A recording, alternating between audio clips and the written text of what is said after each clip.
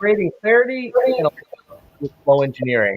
Today's uncommon sense topic, led by Peter Maddison and Steve Pereira of the Flow Collective.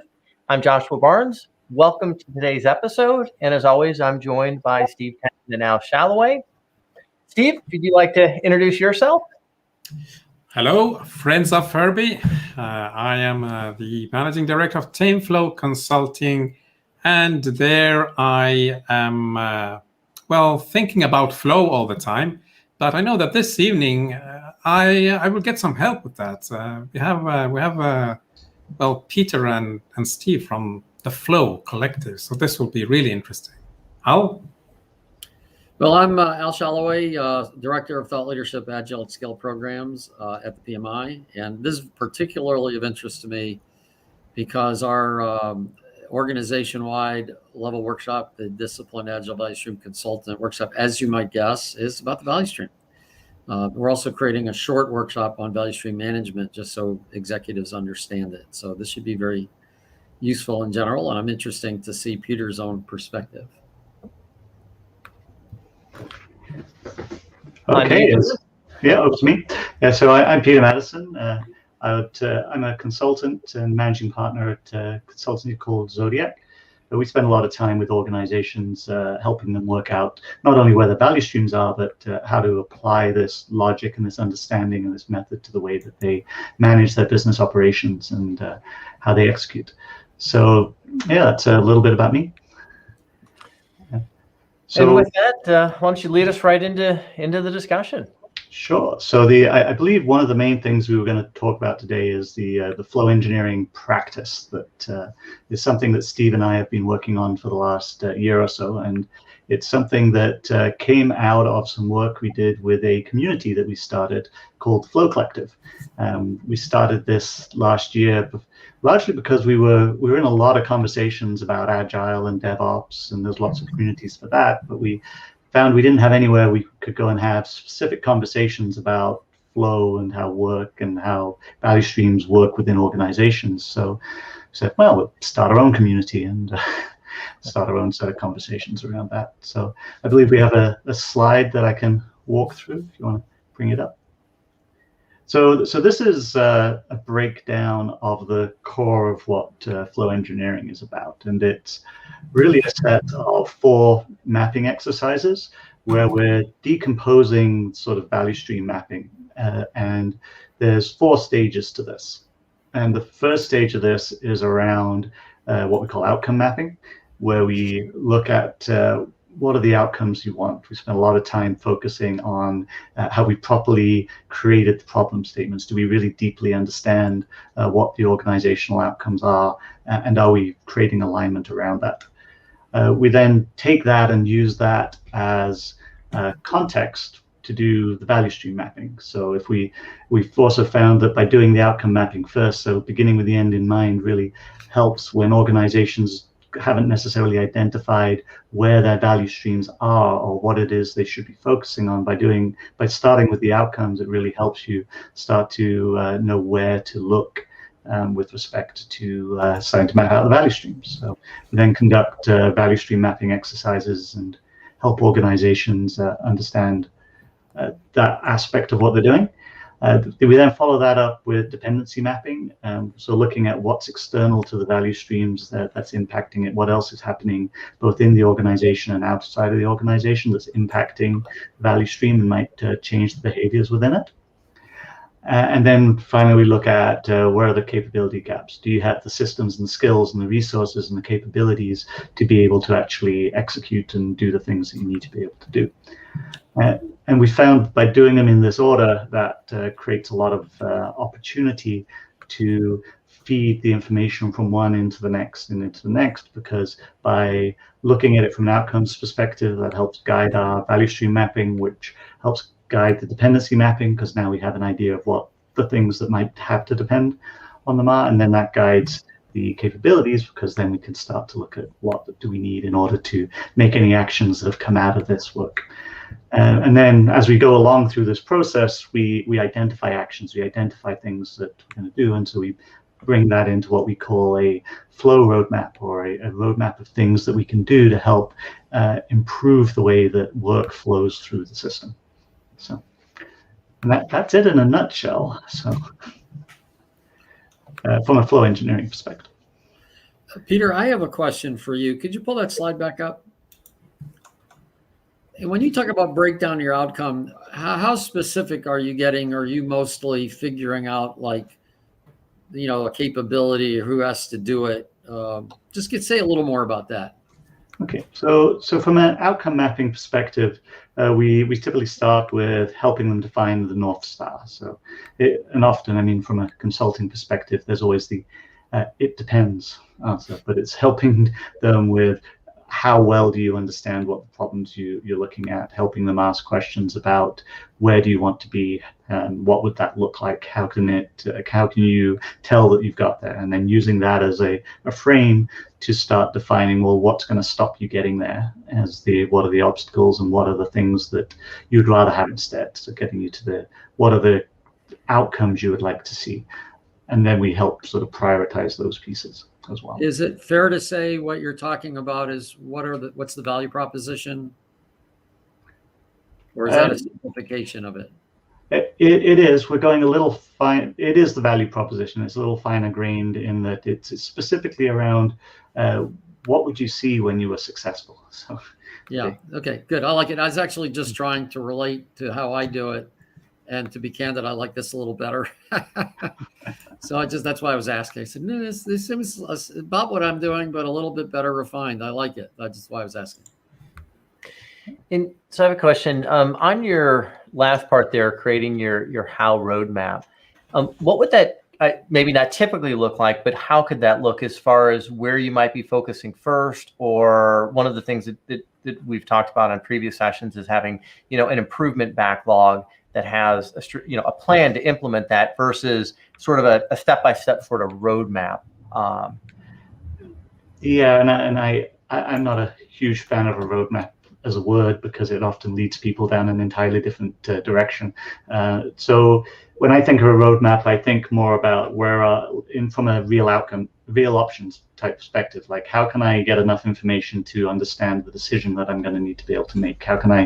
So I can work out what are those main pieces, and what we look to do from the actions that we're pulling out of these different areas which will help improve the flow is look at them from a impact and the cost perspective, and look at them from a what are the things that we could do most easily that we could do as experiments to understand what impact that has, and then use that to feed what will happen next.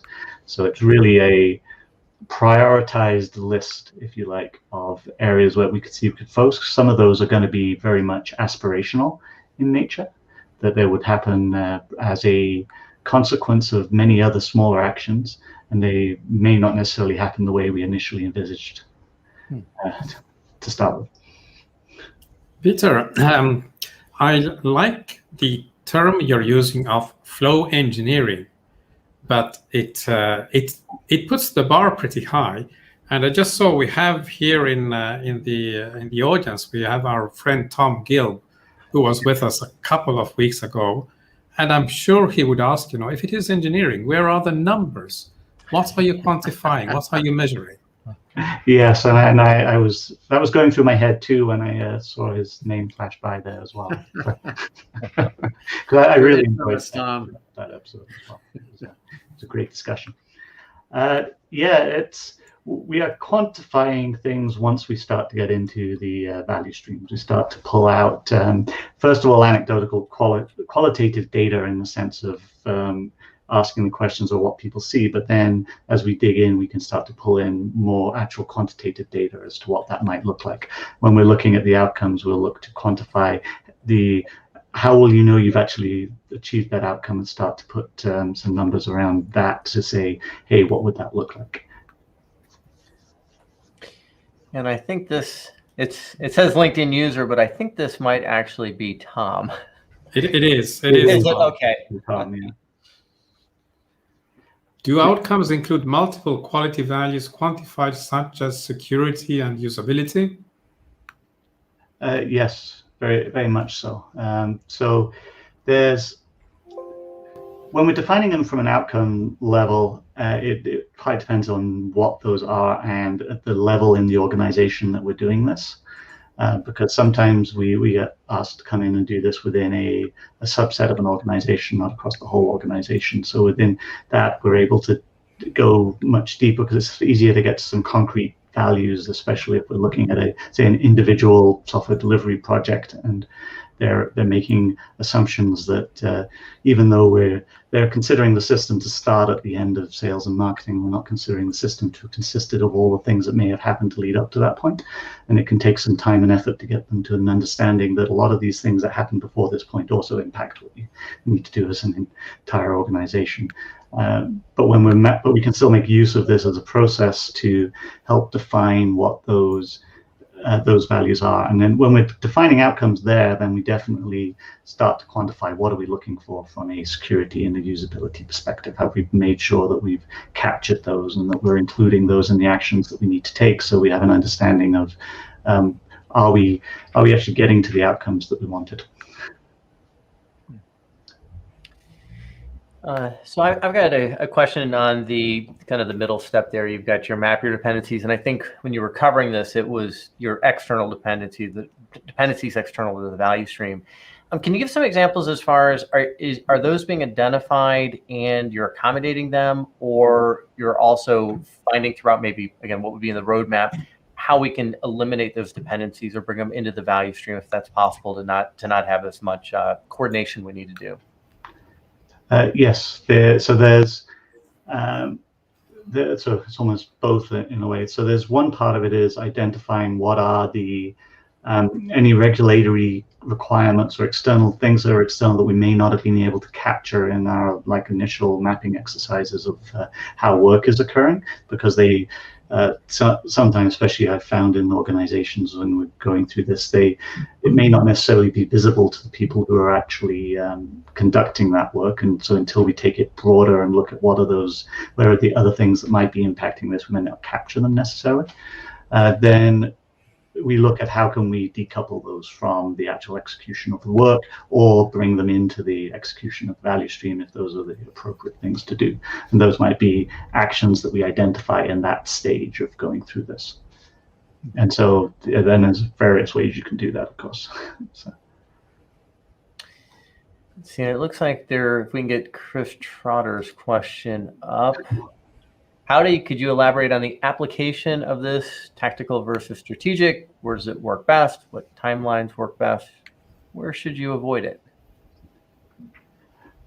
So there's a level at which it may not necessarily make sense. If you go down too far into the tactical layer, then going through every single step of this may be too much from a planning perspective. You may find that if you're just doing this across one team that's executing one component in a larger system, then perhaps you might going through every single one of these. Some of the parts of the exercise probably wouldn't take all that long.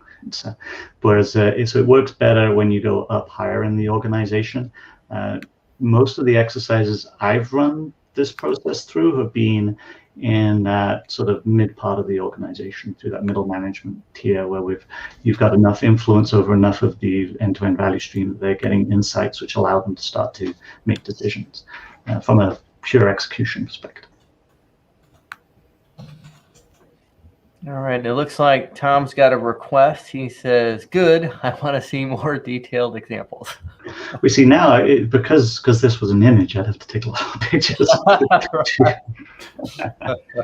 So when Steve and I were putting this together, we were talking about, we got all these decks with all of these examples in it. And I can send some further details and examples of the sorts of things we've done. See if I can think of describing some of the pieces that particularly come out of this, because of course the diagrams we have here are awfully small.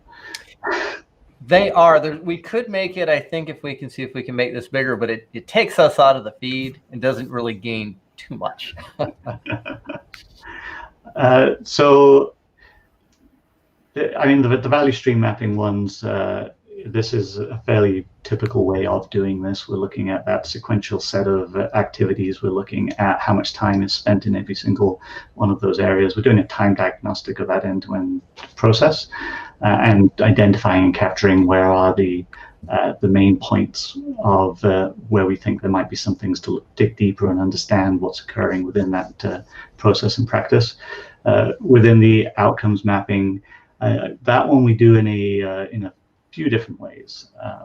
One of the practices that I quite like and use there, which isn't the one that's in that little graphic there, though, is from Agenda Shift. Some of the exercises that Mike Burrows has, I find very effective there. So things like starting from 5 Ws and working through his models for identifying obstacles and outcomes, if you know that one. Yeah, and let me ask, in the current time period, with so much of the work still being done remotely or distributedly, are you doing any of this on any of the virtual collaboration platforms? We use Miro a lot, but there's so many of them these days. Have you started to use these big whiteboard canvases to do some of this? All of these pictures are from Mural, so it's we do everything in Mural. That is the tool of choice by far. And it works very, very well for doing these kinds of exercises. Peter, can you tell us a bit more about the actual Flow Collective, the dynamics of that group of folks? Sure. So what we did is, and I'll happily post the URL out there. Or Chris can, since he's a member of the Flow Collective. So the Flow Collective is a group, as I said, that we put together to focus on activities around flow, value stream mapping, and a lot of other pieces in that space. We have about 66, 70 odd members at the moment. When we first set it up, we kept it fairly small. Once a week, we run a lean coffee, and people bring along all sorts of questions, and we spend a lot of time talking about not just value streams and flow, but also a lot around value in particular. A lot of conversation was on there today about the difference between objectives and outcomes, and a lot of conversation around what the different types, as Chris says, Flow Collective is the best part of his week. One of the things that's really impressed me is we run this once a week, and we've had sort of core group users turn up every single week pretty much for the last year, with maybe only a couple of times that people haven't, but we've managed to run it every single week and get a group of people show up and run a lean coffee and pull all sorts of interesting conversations from different aspects and areas of flow and delivery and value. It's been a really awesome experience, actually. It's been even more effective than I thought it would be. Awesome.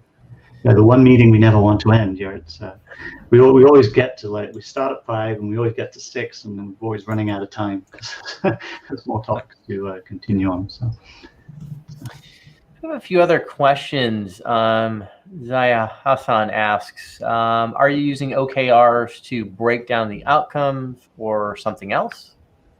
It's funny, that was a big topic of conversation today. So Steve is a big fan of V2MOM, which is Salesforce's sort of organizational coordination model. And by the way, Peter, when you say Steve, it's not me, right? not just the Steve Pereira.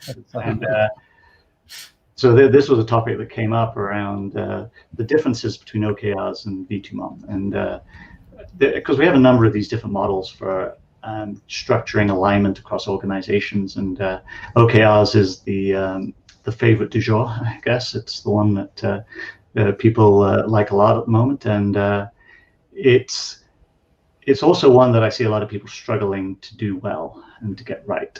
And I thought actually there's a few reasons for that, and we had quite a long back and forth conversation on that in the Flow Collective. And one of our members, I think it was Saeed, put some really good description of it, which led to much longer conversations around it. Let me see if I can find that in here. So when we look at it from the outcomes that we're doing here, I mean, OKRs are objective based, so they're what you're intending to do, like the things that you're going to try and do versus the outcome being what you want. And so there's the differentiation between the two of these that causes a lot of confusion, I think, when you're trying to go and create OKRs in organizations, especially when you don't create OKRs at the top of the organization, although I know there's a conversation as well that came up around should you cascade out OKRs, because some people are sort of saying now you shouldn't. No, it's much better to just keep them separate, but then in that case they're not really an alignment tool if they're not cascading. They're more of like an individual a set of objectives for that particular team, so you're really only then measuring that area's understanding of have we quantified the objectives that we're aiming for, and then that isn't really what the original intent of OKRs as a method were, to at least my understanding of it. What do you guys think? Well, OKRs are clearly the topic of the day, but I think they come out of that experience at Google, and most companies are not Google, so it's one of those typical things that worked in one place, and then when you try to replicate it in another place, it does not. And this just reminds me of the things that I've been writing in one of my early books, that we are all under the illusion that if we copy what someone else did successfully, we will also be successful. And from my perspective, and I think Al will agree with me here, is that we should think in terms of patterns. Patterns can show you a direction, but then you have to generate your own working instances of those. OKRs, when done properly, work fantastically, but I think it's quite easy to go off a tangent and then they don't work. So I have a bit of reservation with OKRs. That was actually very close to the feedback I put in too. It's that they worked very specifically in Google and Intel and the companies because of the cultures that those organizations had, versus and so taking that and then trying to apply that model just verbatim somewhere else isn't necessarily going to work. So you need to find the model that's going to work for you. And so what is the reason that you're doing this? Why are you bringing in OKRs? What are you trying to achieve by doing that? Do we understand that? Because then we're at least doing it for the right reasons, and then we can understand if it doesn't work, right? It's because maybe it will, maybe it won't. It might be the right thing for you, and if it is, great, then it's helped. But you need to be able to understand if it turns out that it isn't, then you need to be able to adjust and course correct and say, okay, well, OKRs didn't work for us. What can we use? What is going to actually serve us? I have a question actually for all three of you, but maybe Peter, you have more insights into this. We see this over and over and over again, that people grab solutions from other companies. The fact that Spotify is even considered a model is an example of it. There is no Spotify model. The people who wrote it up said it wasn't the model. It was just how they did things to throw in some ideas. And there's good stuff in there. We had actually at Net Objectives created something very similar to it independently, but we never used it as here's something to attain. Rather, it was a set of patterns to solve certain problems. So here's my question. We know this happens. People are looking for these solutions. Big accounting firms are promoting them, which somehow I guess gives some not predictable, but credibility. Do you have any insights on how to fight that with the work you're doing? So I see it all the time too. I mean, it's this. I usually describe it as like here be silver bullets. Like it's this this desire to go and find a method or a tool or some model that we take from somewhere else and we apply it blindly. That's maybe a little harsh, but we take it and we apply it to the organization, assuming because it worked there, it'll work here. I find that starting from the outcomes is kind of my counter to that, is that starting from this idea that we know what it is that we're looking for, like where we want to be, so we can understand so if we focus on what that outcome is, and then we start to experiment with these models, and we find, well, this model isn't actually getting us to that outcome. We can't quantifiably see that this is getting us to where we want to be, and as long as we're going back and revisiting whether that is still the outcome that we want, because I mean, of course, that also happens as well if we got to make sure we're continuing to understand and refresh our understanding of what it is we're doing. But that's been my biggest counter to that as a direction, if that makes sense. Yeah, I could see how that could be useful. I could also see how if somebody kind of insisted anyway, you could use it. Okay, well, let's see, does this method bring us to the outcome we want? So it works both ways. It works as focusing on the right thing and perhaps getting people to see how they're not getting to where they want to go. Not dissimilar to what I used to do a long time ago with patterns. When I was teaching design patterns years back, and PMI still teaches it, but I'm not the one who does. We have a better instructor than me, I'm glad to say. But what I would do is when people would talk about something that really didn't make sense, I wouldn't challenge them that it didn't make sense. I would just take what they were doing and kind of, well, what if you keep doing that? Where do you end up? And show examples where I knew it didn't work and let them self-discover. Is there a way? I know there's a way. I'm wondering how you do that when you get into resistance, how you can use your model to kind of clarify what people should be looking at. Is there any trick other than what you're already doing? Because it seems it's useful already. So there's always the "it depends" type model. I agree. Showing by example is by far the best way, letting people discover for themselves why it might not work. Because that's you standing at the front of the room and just telling them is just doing the authority version is not going to be effective or work, and that brings with it a whole set of other concerns. To give you an example of something I've done before is build out an entire process system where I was working with a lead of this particular area, and she was absolutely convinced that the work flowing through her teams went through in this particular order, and that in 2 weeks that they got through design, construction, deployment, testing, and all of these other pieces. And I knew from knowing more about the organization and the complexity underlying it that there was just no way this was happening in 2 weeks, especially since the testing was occurring in a separate group that was outsourced into India. Just simple time lag. This was not happening in 2 weeks, no way. And but I tried explaining this to her, but she wasn't convinced. She was absolutely convinced that this was the case. So I built the entire model out. I showed her what it would look like. We brought all of her managers in, and I had her walk through the process. And we got to day one, and she was like, well, it moves from step 1 to step 2, and it goes in testing. And the first manager put hands and said, no, that usually takes like 3 or 4 days before they get back to us with that piece of work and going into the next step and the next stage. And at that point, she began to realize that. So showing by example can be a very, very powerful way to help people understand and see, because people need to be able to see it, right? Make it visible, make the work visible. Do you also find sometimes that some of the outcomes that they're originally thinking of, or if they're using something like OKRs or some other technique, that they're very nebulous? You could almost do anything and meet them, and you need to help them come along with tightening those up a little bit and having something more concrete that we can measure against. Because that's something I have found, unfortunately, over and over again.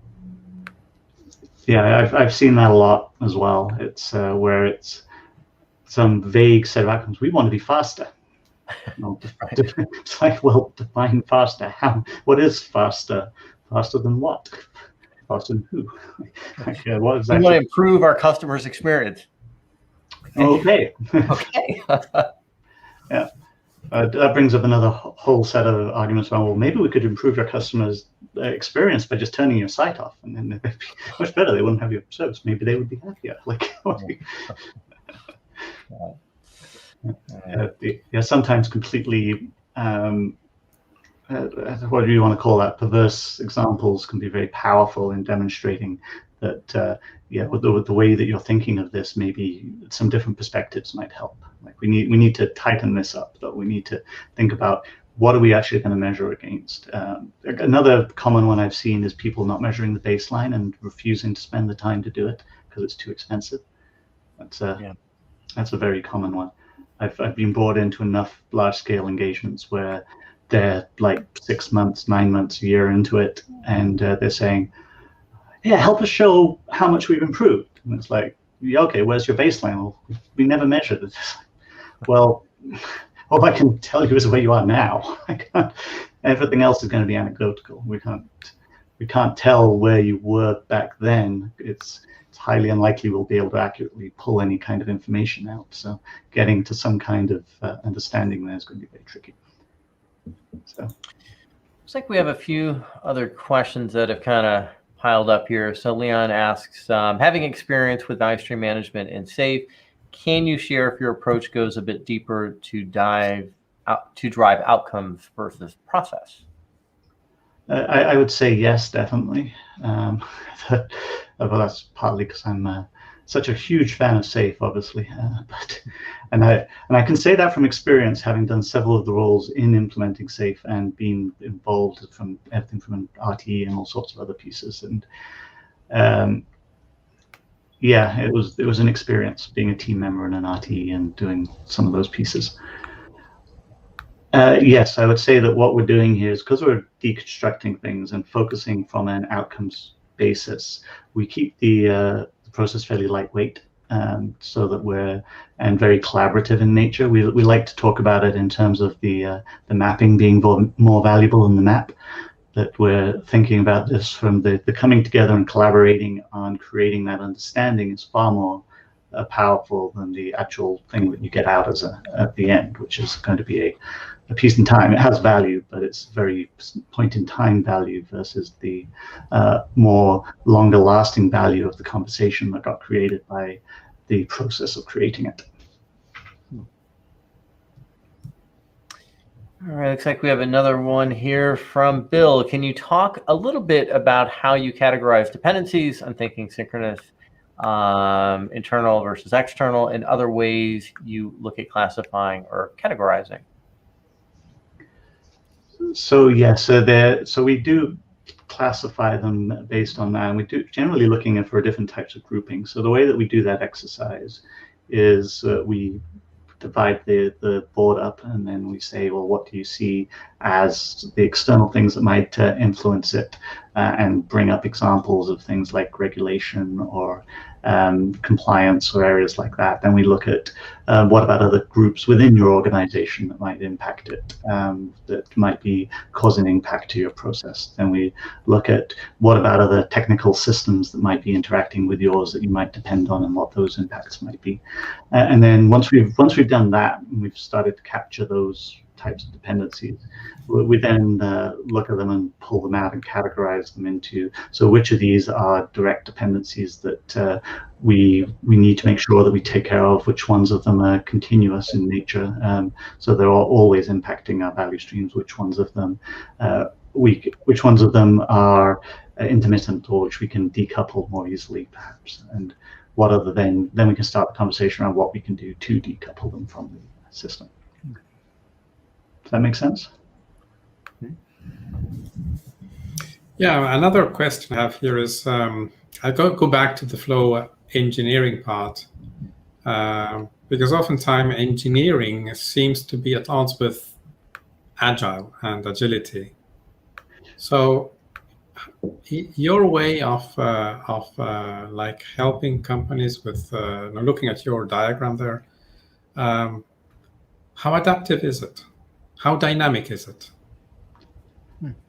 So about the only thing that we're keeping is really the sequence of them. We pull in other maps as well. So this is another interesting aspect of this. So flow engineering as a concept, we think of these as the sort of the 4 key maps that we can use to help an organization get that understanding of their processes and how they execute. But we also look at things where we, especially if we're looking at a more strategic level, we might to bring in value chains and look at Wortley mapping and process like that to understand what is the impact from different aspects of your value chain changing as well. And then, so this is the sort of core mapping exercise in flow engineering, where we're like, how do we engineer flow, if you like? How do we bring in a better understanding of this? But we keep it very lightweight and flexible and let the collaboration guide what those conversation looks like. So whereas there is a structure to what each of the exercises looks like and a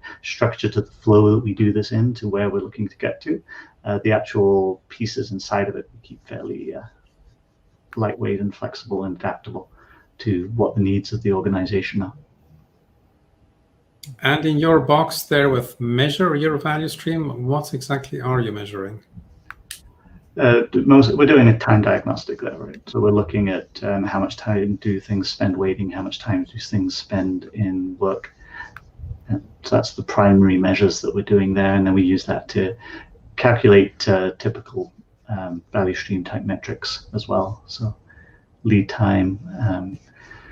We will, depending on the client and what it is that you're mapping there. Of course, there are a number of other metrics you can pull in. I actually just finished a paper that's getting published next week. That's the sort of value stream mapping versus value stream management, because there's this kind of difference between the two. That the more continual nature, looking at flow on a more longer running basis in value stream management and making more organizational decisions off that, versus the mapping exercise, which provides you the sort of the collaboration, the insights of the point in time.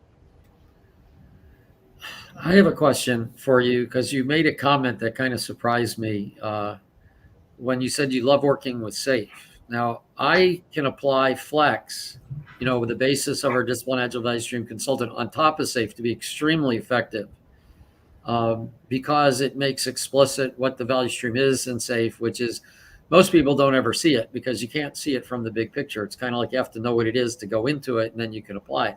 So although I can be very effective in SAFe with Flex, and although I have no doubt you can be very effective in SAFe with what you're doing here, I wouldn't say I love it. And I was kind of surprised when you said that. I wasn't sure if you were being serious or you're being sarcastic. So if you could explain that a little more, because you're probably a bit more accepting of it than me, and that might be the problem, is more my attitude than reality. So I'm okay to that if that's the case. So it's more my English sarcasm, I think. Yes. No, I don't like SAFe. Okay. Yeah. And there was a follow-up that was saying, are you saying the goal is to not deploy SAFe? Yeah, but I think there's a key point here, because to me, SAFe has got a decent start for people, but what doesn't happen is it's kind of lumped all the dependencies inside the art, and that's such a big thing. You never get to kind of decouple or get rid of them. And the actual really big things, I guess I'd like your opinion on this question I'm about to ask, because I think this is a big myth in the agile space. Most everybody talks about, you got to get the agile teams working and then you could scale. And I disagree with that. I think that, I'm not saying there aren't times to get the team working, but in most organizations I've been in that are, 100 people or more, it's not the teams that are the problem. Not that teams don't have problems, but it's the portfolio management, the product management, the lack of proper strategy and tying it all together. And then if you can get that, like break down your outcomes up at the front, then that becomes a context for flowing down. And even if people don't know how to do agile, you've created a context within which they can learn agile, because they've got focused outcomes, smaller pieces, and things like that. So this idea that we always start with the teams, AKA essential SAFe, I have seen not a good model for, a long time, more than a decade. So I wondered if you could talk about that and disagree or agree or have a different view, whatever. I would agree, but I take a very much a systems thinking approach to the way that I do most of my work, which is probably evident in the fact that I tend to look at what is the end-to-end system, how is that impacting it, and I going way back in my career, I remember the most eye-opening moment was an executive meeting, like 20 people in the room, and it wasn't me, it was one of our the guy who was running the project management area, and he stood up and he drew this beautiful picture on the board. And this picture had a number of different sections. And he started with like, well, here's the development process. Like the development process takes us a couple of months. And then we've got like this couple of weeks of testing that occurs. And then we've got like the little bit of deployment at the end that happens within infrastructure.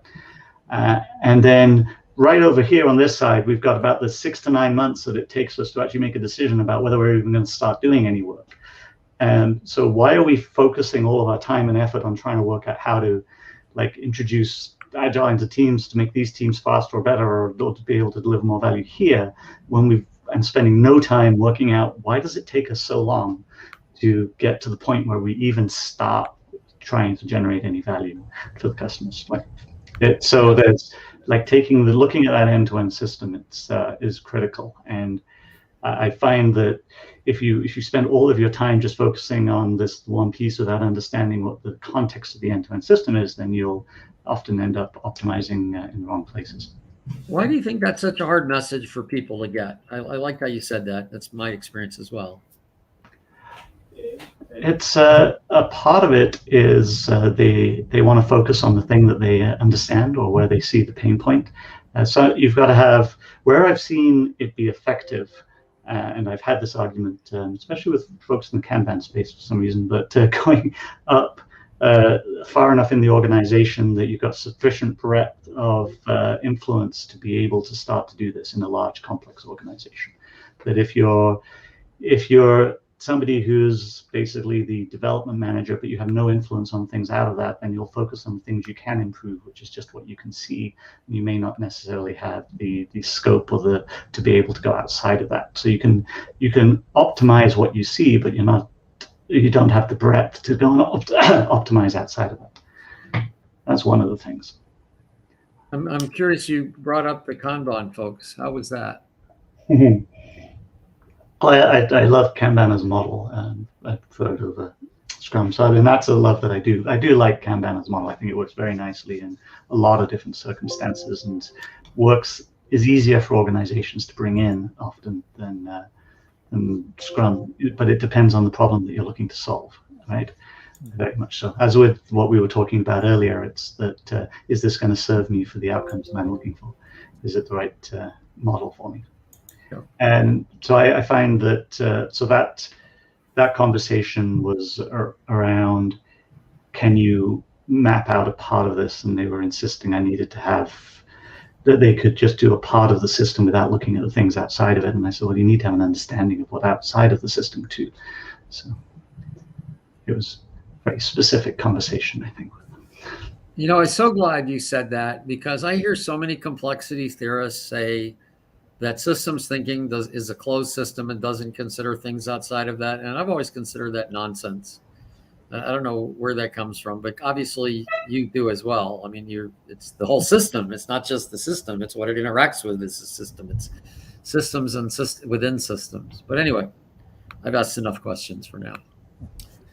Peter, you know, I have my thing that is called TameFlow. So I was wondering, you know, how many flows are you juggling there? Because I care about financial flow, well, operational flow, which I guess maps pretty much to the value stream, and also financial flow, informational flow, psychological flow. How does that resonate with you? I really like that as a model of thinking of it. I don't consider them as I've never considered them as flows outside of your model for that, but they are aspects of a lot of what we talk about in Flow Collectors. I'm sure you've seen, because you're a member on that too. But we get into a lot of those topics around that. I always bring up the financial one because it's quite near and dear to my heart, having run procurement in the past and had a lot of involvement with finance. And one of the first things I do as a consultant going into an organization, if it's as large as go and find the finance person and ask them, well, how exactly does the company make money? How does money flow through the organization? How do we pay for things? And then start to look at those contracts, because that'll tell you more about how the organization actually works than pretty much anything, really. So understanding that piece is absolutely critical. And as a certified coach, I know the psychological flow and understanding like conversations and how those pieces work and how those come in. I deeply enjoy all of those conversations as well. So, but they're not things that we've directly brought into flow engineering as modeled at this point. So you're ahead of us there, I would say. Well, thank you. But I don't know, another thing I can't avoid in this broadcast to talk about my dear friend Herbie. Now, where is Herbie in flow engineering? Where is Herbie? Theory of constraints, I mean, of course. Well, theory of constraints is easy to bring into here. We've got it would mostly show up in the value stream mapping, but of course we're going to identify constraints in how you're doing delivery throughout in all of these different exercises, and then actually applying, well, because we're really identifying them here. We're not necessarily getting into how you should best remediate them, but because we then can start to build that in, and that's where things like theory of constraints come in. It's like, do you use metrics for that? There's metrics, of course there's metrics. So expand, please. Now, what kind of metrics are you doing for the constraints part? And that's one of the key things I do. So metrics for constraints. Explain a little more, because when I think of metrics for constraints, I'm thinking of I've measured what the state of the thing is now. I know what state of it I want it to be, so I'm going to look for where is that constraint, how can I improve that? If I know that it's taking me 2 weeks to do testing now, and I want to decide, say, okay, that's too long, I want to be able to reduce that, and there might be a number of different ways I discover that I can do that, depending on what is causing that constraint.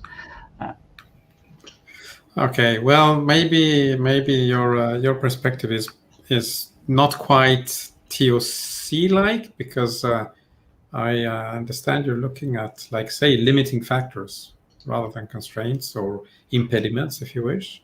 Mm-hmm. Because one thing with TOC, which I always stress, is that in an organization there is, with maybe some rare exceptions, but there is actually one constraint, the constraint. And so I have to interject here. We need to have you back, and you and me take on Steve on this issue.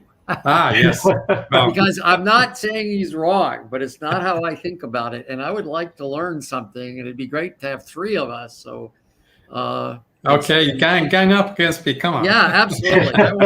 You're smarter than me, Steve. I need somebody to help me here. Okay, Peter, you're invited for another episode then. Okay, I'm happy to come back. Yeah, seriously, because I know what Steve Tendon here is saying, and I can't disagree with it theoretically, but from a pragmatic point of view, I take a different attitude. And I've been meaning that we have this conversation at some time, so it would be nice to have a third person.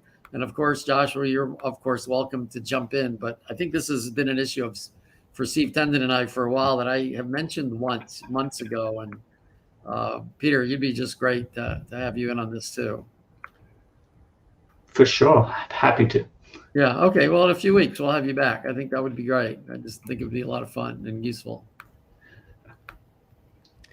Yeah. So I know we're getting kind of close on time, but I've got a question I've been wanting to ask, and that's, where are you finding the interest coming from? Do you do more from a sort of an IT enablement perspective, or that's where people are reaching out to you, or are you doing things out in in the operational sort of value stream space? Where are people coming to you and seeking some help? So I I will admit that going and selling it as flow engineering wasn't really all that successful. So I was a lot of the conversations that I've been having have been in that technology assessment piece.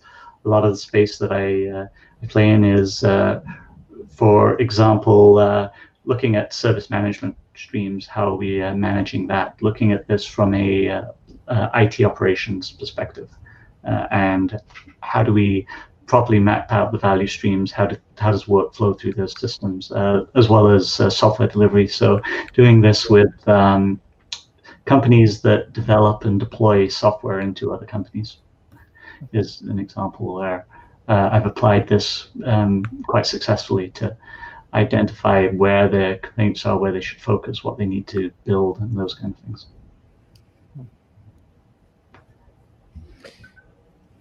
All right, looks like there's a few, we might have time for maybe a couple of other questions that were asked earlier. Let's see if we can maybe work one or two of these in. So Vicky asks, if the outcome cannot be completely supported due to dependencies, capability gaps, would you prioritize with multiple how maps that show incremental gains in how the gaps are being filled? It cannot be deployed due to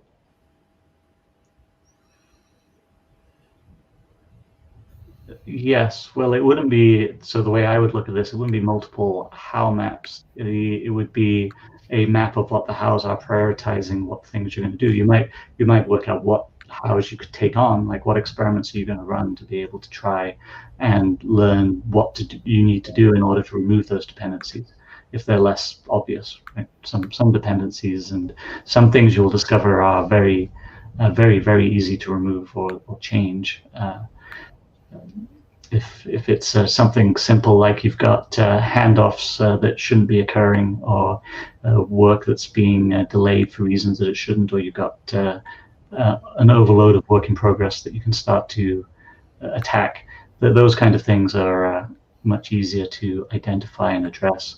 But if you've got multiple different dependencies, then finding the one that you have time to be able to focus on first and identifying that is a part of what we do when we're doing prioritization. Does that make sense? Did that answer the question? I have to look and see if Vicky will chime back in.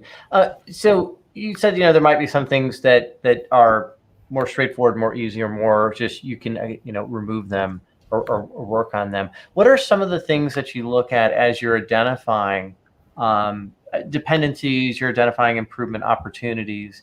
Are there factors you're looking at that kind of contribute to overall how you might approach that, and looking across, again, various areas in the value stream that you might be able to do at the same time because you're not overloading one particular area?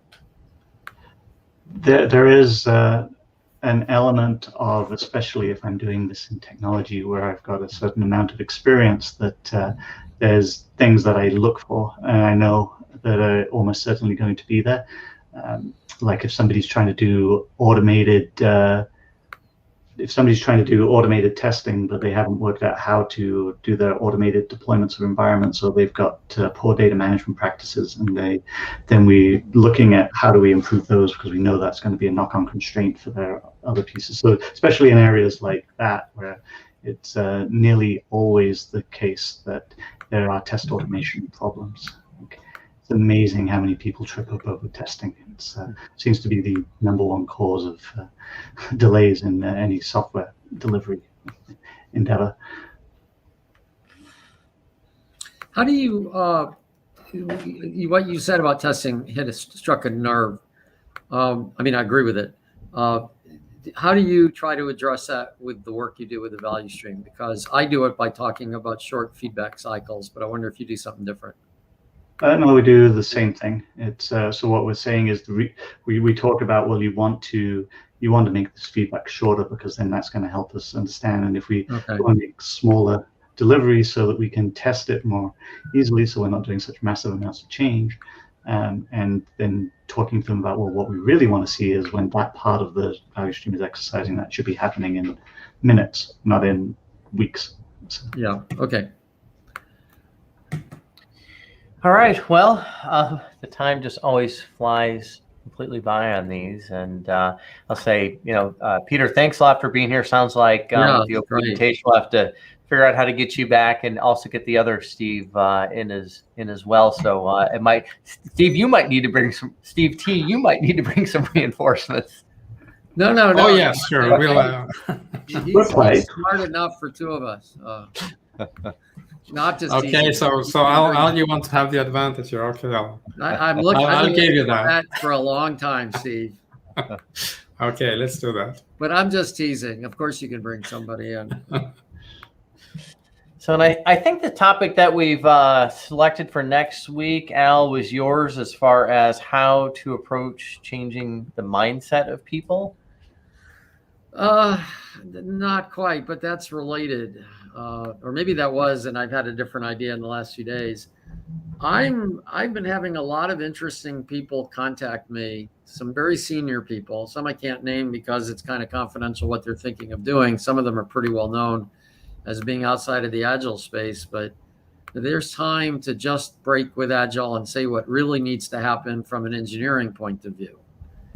And I think that's what I'd like to talk about next. The only problem is I'd like Peter to come for that too. So you might be a regular guest on this show, Peter, because I think between you, Steve, myself, and Joshua, we have a really pragmatic way. What you're doing is very consistent with what I'm doing, but I think you're being a bit more pragmatic, which is good. I've got a bit more theory, perhaps. You can't tell how much because we haven't really talked about it. And how engineering plays a role. It might be premature, but I think that would be the primary thing than changing mindset, because I think what we want to do is get clear on where we want to go. And then what we can do is get clear on how to get people to see it. I actually think a lot of people are already almost seeing it. All right. Well, I guess everyone out there, stay tuned for how often we can convince Peter to come back and join us. Yeah, blame me for that. I really liked what you said, Peter. It was a very good thought. Cool. Glad you enjoyed it. And it's even better when we have Steve P here too. I'll bug him about that. Awesome. All right. Well, thanks everyone for joining us today live, and anyone that's watching this on replay. And there were some additional questions. Maybe we'll see if we can all get in and continue some of the discussion that's going on in the chat, and some other ones that might come up over the coming days. So we'll see you on next week's episode. Yes, and goodbye. Remember, there is only one Herbie. Bye, everyone. Bye.